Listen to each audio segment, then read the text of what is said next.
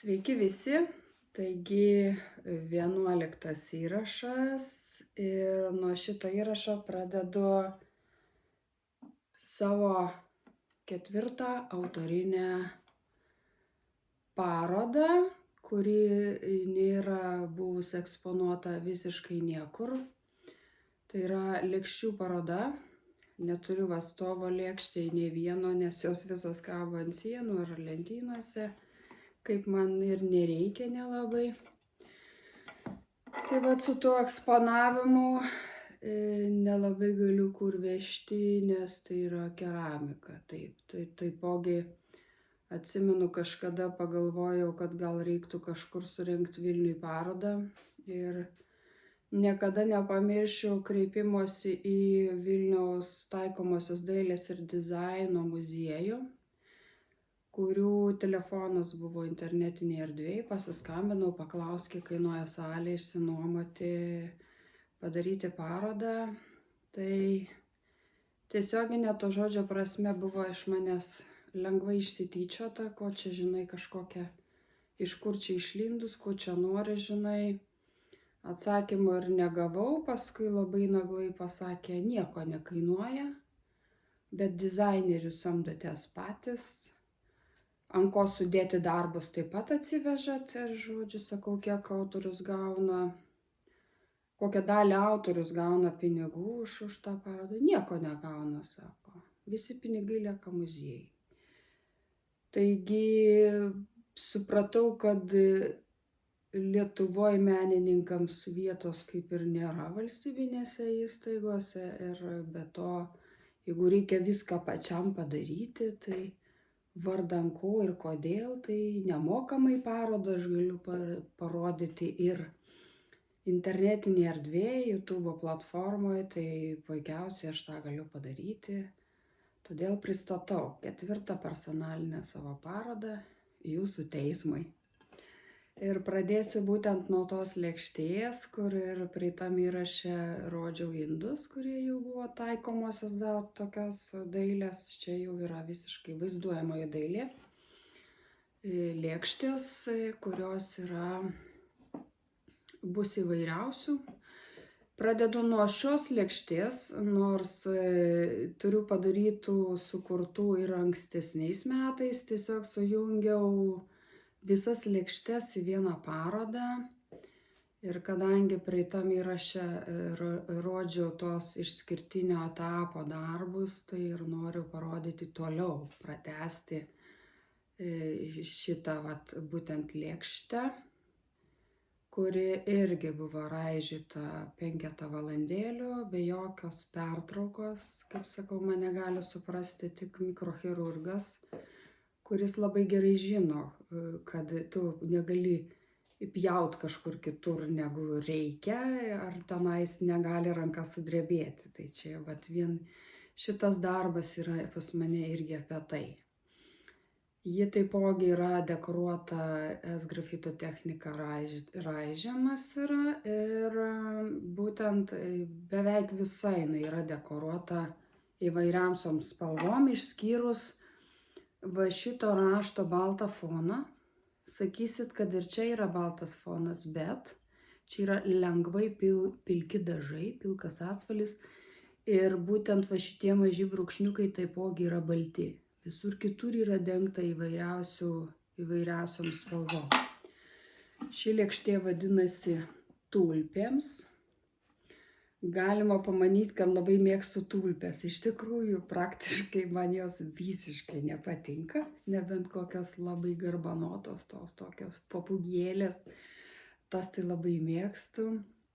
Bet tulpės būtent labai yra lengvai išreikšti ant kažkokio tai indo raštą, į raštą kažkokį terpt ar ne.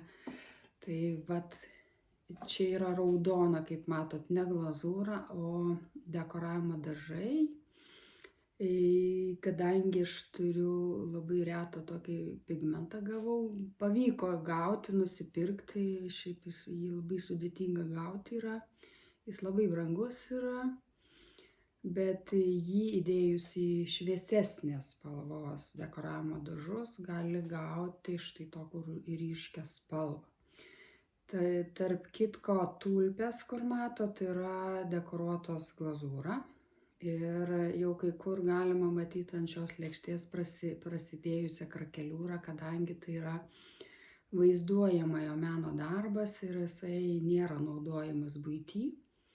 Jis yra kabo ant sienos ir džiugina mano akį. Taigi šita lėkštutė yra visiškai unikali ir dar vienas yra, kaip sakau, ši lėkštė turi specifinį inkliuzą. Kaip čia dabar parodyt, man reikia surasti va šitas lapelis, va, yra tamsiau žalias negu aplamai visos lėkštės, ar ne?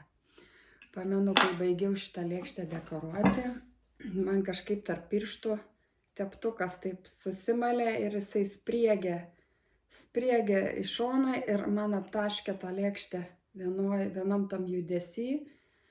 Ir pamenu, kad kai kuriuos tos aptaškymus gražiai pavyko nuimti ir būtent nuo šio lapelio taip gerai neišėjo. Ir pamenu, nuglazūravau ir galvoju, gal man reikia vis dėlto tą lapą iš viso perdengti iš naujo. Jis jau buvo ir nuglazūruotas. Ir pamenu, kaip nukaišiau tuos dažus kruopščiai ir tarkim, vat visos tos, va to atspalvio, ar ne, dažų aš jau nebeturėjau, nes buvo sumaišyti su kita žalia spalva, kitai lėkštei ir ten jau tas atspalvis, atrinkti tą atspalvį yra praktiškai neįmanoma. Stengiausi kiek galėjau, bet kaip matot, vis tiek gavosi toksai vat išskirtinumas to lapelio, jisai vat yra su istorija ir toksai va fainuolis ir labai įdomiai gavosi, bet vat turiu apie ką ir papasakot tada.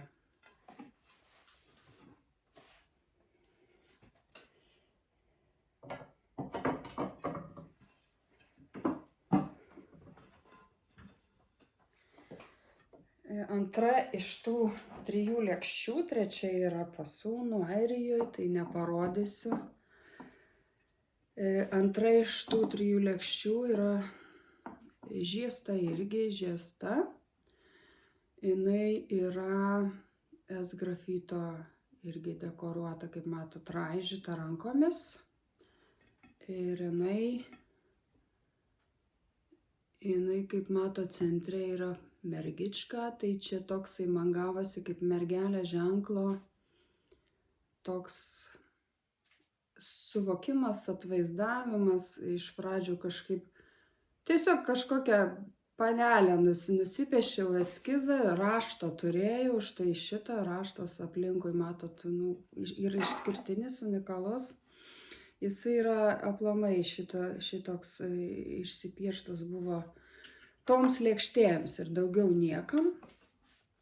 O centrinė detalė kažkaip tai nesuprantu, ko aš tą mergičką čia sugalvojau, bet gavus taip, kad čia vos ne aš pati esu, nes čia yra žaliaakė, aš taipogi esu žaliaakė, o ta antra akis man toks, va dabar, kai aš filosofiškai tą lėkštę žiūriu, tai čia toksai gaunasi aplamai žmogaus toksai sąmonės ir pasąmonės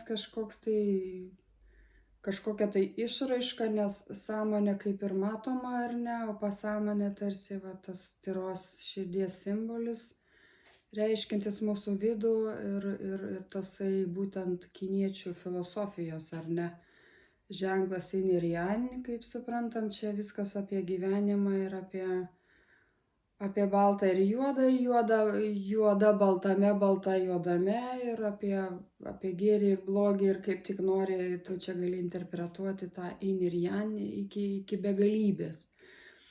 Tai vat džiaugiuosi, kad pavyko būtent išlaikyti tą baltumą centre, tos baltos angobos baltumas, jūs čia galite stebėti, čia labai retai pavyksta, kad ta angoba taip pasidengtų, kad būtų ne pilkšva, ne kažkokia peršviečiama, o štai tokia skaisti balta. Tie rūžavi žandukai, raudonos tos lūpos, tai čia mergelės, kada pati esu gimusi po mergelės ženklo ir būtent alyvinė kažkur ten skaičiau, kad yra mergelės ženklo pagrindinė iš spalvų. Ir kaip galit stebėti, alyvinių spalvų čia yra 3 atspalviai. Yra tamsi, šviesesnė ir išvis tokia skaisti. Ir tas raštas būtent tai yra persipina savais tais atspalviais. Ir šiam išpildyme taipogi ši lėkštė yra visiškai unikali, yra dekoratyvinė. Nors yra maistinė glazūra dekoruota, bet tai yra vaizduojamasis jau menas ir jau čia kleckų tikrai nieks nedės į ją. Tai va, antra lėkštė. Toliau noriu pradėti pristatyti toliau savo. Šita lėkštė yra daryta anksčiau negu pirmosios, kurios yra parodytos. Ir čia, kaip matote, mano babytės kaimo dobilai. Čia va tie mano dobilai. Čia tik tai yra šita lėkštė išpildyta S-grafito technika. Jinai, kur mato tamsesni sluoksniai, jinai yra iškaišta. Ir vidury būtent ta saulė, šitą lėkštę beprotiškai myliu. Ant tiek, kad man duotų kas milijoną, tai tikrai neparduočiau už jokius milijonus. Nes atsimenu vieną momentą žiemos vidury, kai kažkaip tai nuotaikos nebuvo. Ir aš į ją taip pasižiūrėjau ir man taip šilta pasidarė, visai ne žiema. Tai va ta saulė tokia yra šitam išpildyme unikaliai ir aplamai tokia lėkštė, jinai yra irgi unikali, vienintelė. Todėl jinai pas mane kolekcijoje. Tai va čia ir matot iš Bronės Buivydaitės knygos Pavasario lašai eilutė. Labai man patinka šitą eilutę. Čia 4 eilis išeitų turbūt. Bitė tyliai gieda, apkabinus kvapnų žiedą. Aš ne pasaką seku, saldų medų čia renku. Tai vat ir toksai vat tie dobilai apie šilumą, apie vasarą pas mane visada namuose, kai yra kažkokia tai emocijos trūkumas, aš atitinkamą darbą pasižiūriu ir aš užsipildau kaip iš kokio energijos šaltinio. Tai vat šita lėkštė viena iš jų.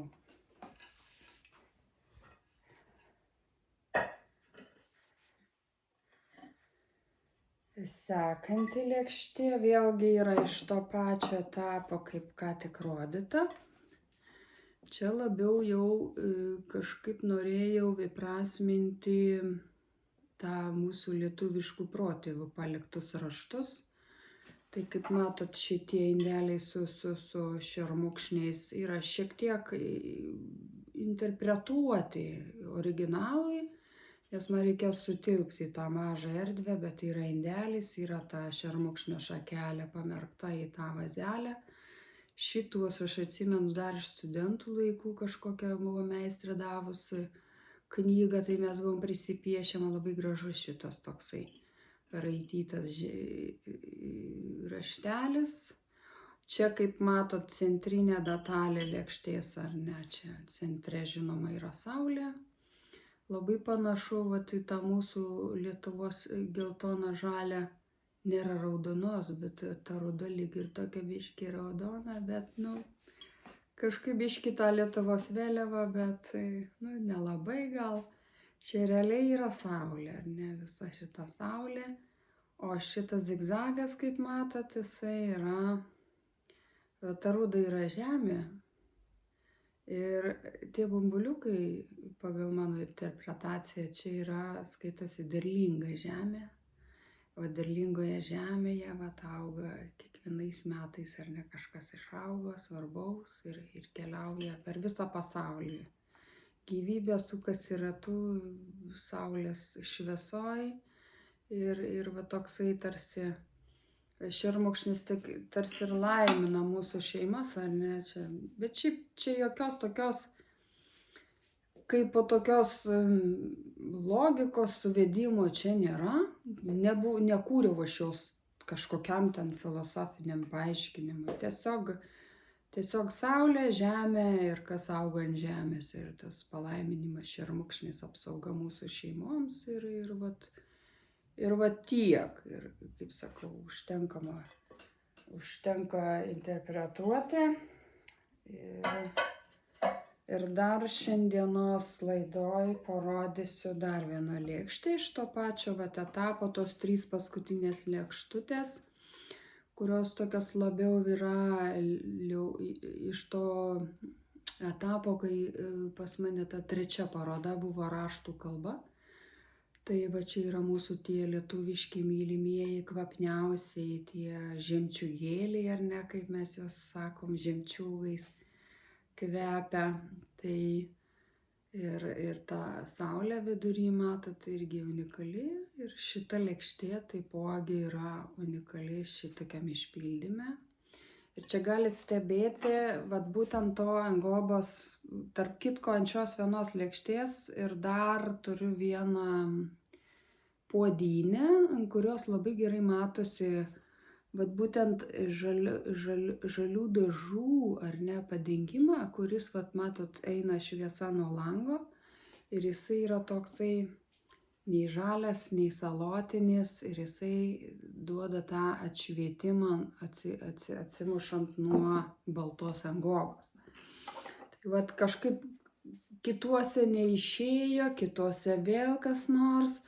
O šičia labai gerai matosi ir net saulės spindulių nereikia, kad tai gerai matytųsi. Tai va, su šita lėkštute šiandieną baigiu šiandienos įrašą ir tolimesnių darbų pristatymą tęsiu sekantį kartą. Taigi, iki susimatymo.